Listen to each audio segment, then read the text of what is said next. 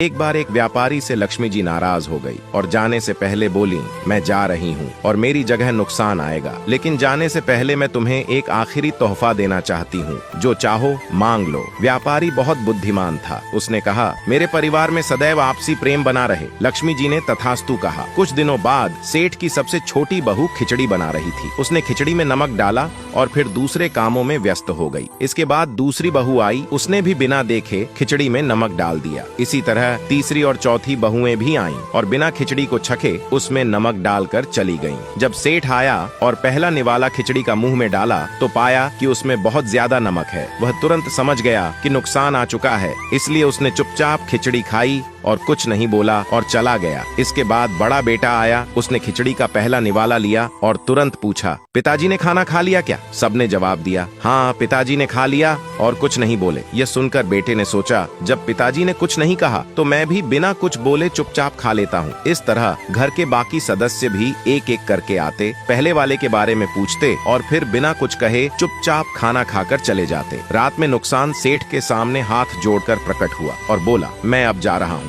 सेठ ने पूछा, क्यों? तो नुकसान ने कहा, 1 किलो नमक तो खा गए, फिर भी झगड़ा नहीं हुआ। मेरा यहाँ कोई काम नहीं। जिस घर में आपसी प्रेम होता है वहाँ सदैव सुख और शांति का वास होता है। दोस्तों, अगर आप इस बात से सहमत हो तो यस जरूर लिखें और इसी तरह की कहानियों के लिए हमारे पेज के साथ जुड़े रहिए।